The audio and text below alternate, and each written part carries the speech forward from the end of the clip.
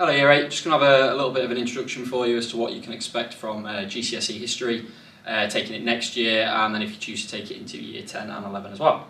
So these are the four topics that we'll be studying. You can see by the images, we have the American West, top left, we've got World War I down at the bottom left, and then we've got the Norman Conquest up at the top right, and then we've got medicine as well that you'll be looking at through time down at the bottom right.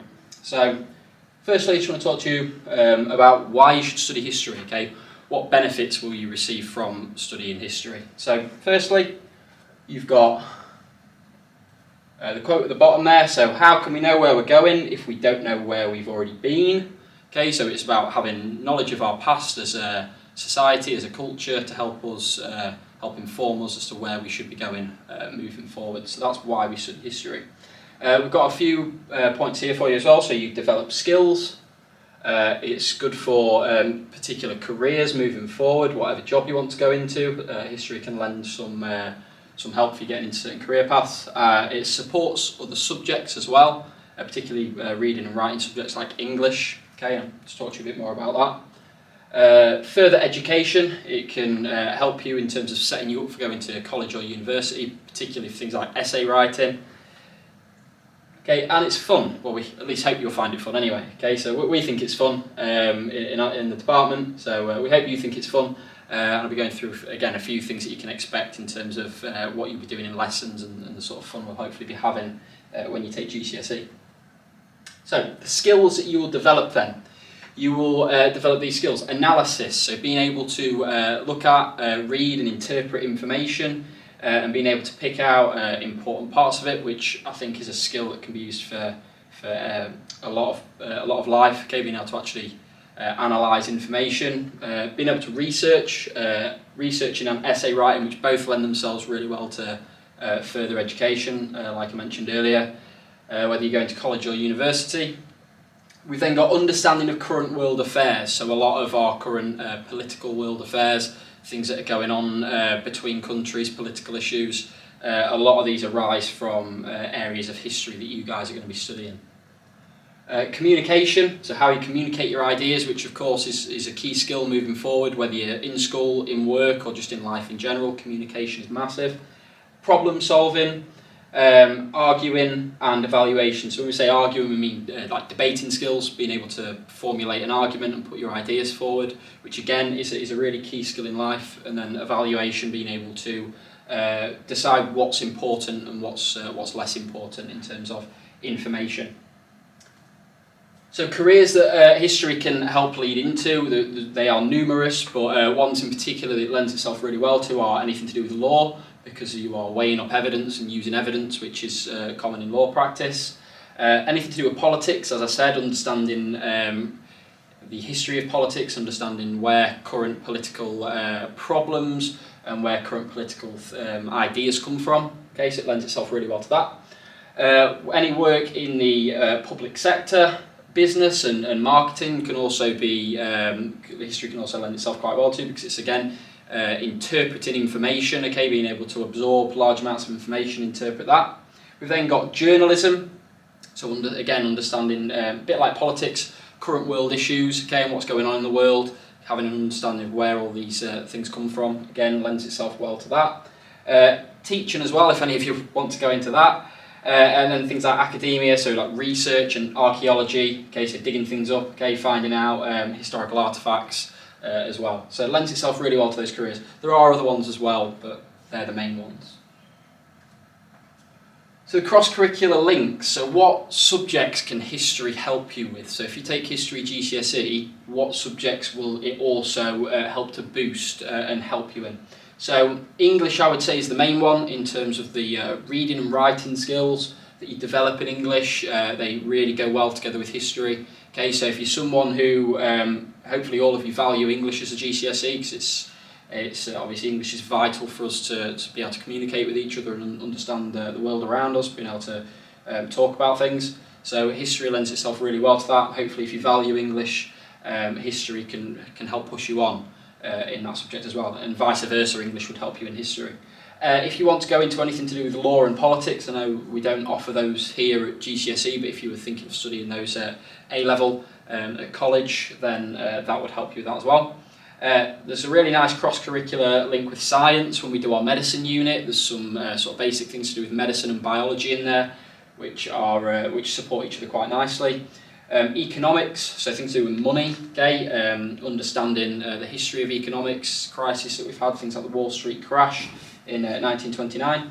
And then psychology, understanding trends and patterns of human behaviour over history, so how people think, how people act. There's obviously a lot of social history that we study, okay? So it lends itself quite nicely to that as well. So if you're thinking of taking any of those subjects into A-level that aren't currently offered here at GCSE, it would lend itself nicely to that, and then we've got the science and English links there as well. So, why would history help you with further education then? It's a highly valued subject by colleges and universities because it encourages you to think critically and creatively and develop problem-solving skills, which are skills that you need for higher education, no matter what subject you're taking. And it's these skills, like I said, that you'll hopefully take forward, and also the type of essay writing that you do in history, the way you formulate your arguments, the way you try and structure answers for assignment writing. That history GCSE lends itself really well to moving forward to do A-levels and university courses. Like I said, whether it's related to history or not, you will still be using those similar sort of writing skills and arguing, debating skills. Okay. So, what will you be studying? So, our course for GCSE is split up into 4 main topics, but I just want to talk to you about what you do in Year 9 first, because although your GCSEs don't officially start till sort of the end of Year 9, the sort of content that we study, it's interesting to have a look at how we sort of set that up in Year 9. So Year 9 is 20th century history, so that is the 1900s. So we take you basically from the build-up to World War One, and then we take you through World War One. We then look at Nazi Germany, okay, so the rise of the Nazis in Germany after World War One, and how that leads into World War Two and the Holocaust. We then look at America and Britain both after World War Two, okay, so we look at America first. We look at the Cold War, so relations between Russia and America, which links really strongly to a lot of what's going on today in our current world politics.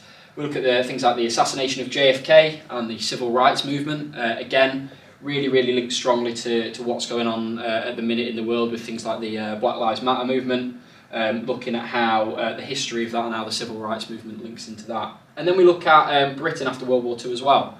Why Britain is a multicultural country, why we have people from different ethnicities and backgrounds here, how people migrated to Britain after World War II. You then move on, at the end of Year 9, you will start your actual GCSE content, Easter, okay, and you will start studying, so we're split into 2 here. We've got Understanding the Modern World and Shaping the nation being Britain.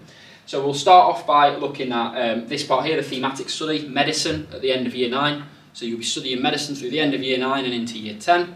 Okay, you will then move on to studying the American West, okay, which is the sort of cowboys and Indians kind of topic that we look at, to put it simply. You then move on to World War One, which you recover after doing it in Year 9. You'll recover it at the end of Year 10 and the sort of start of Year 11 in a lot more detail though. So we're going into things that you didn't cover in Year 9.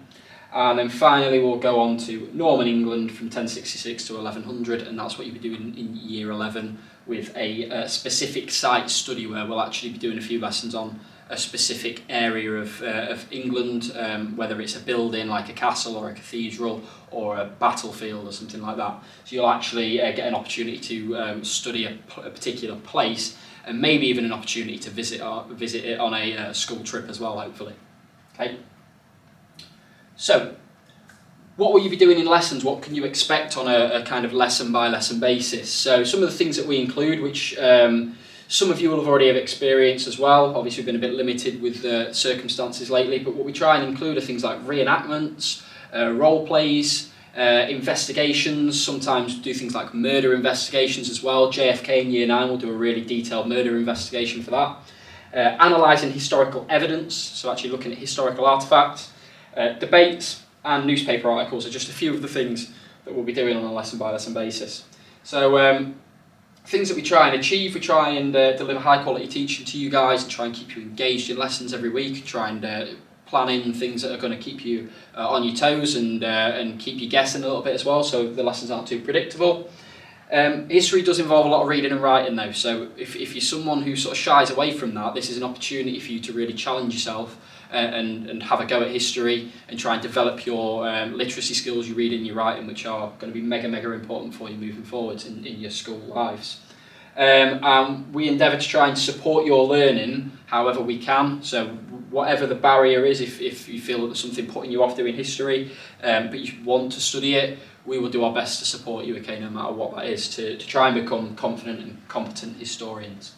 And then the final thing I want to talk to you about is what we hope you will gain from history, so what we're hoping that the outcomes will be.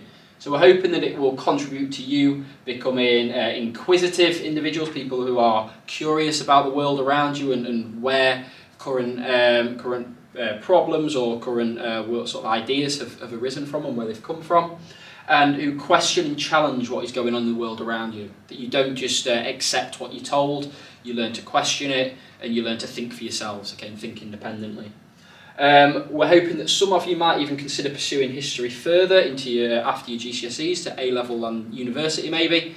For some of you, okay, and that you will at least maintain that interest in the study of past events, people and places, so that even after school you'll still have some sort of an interest in studying history in the past.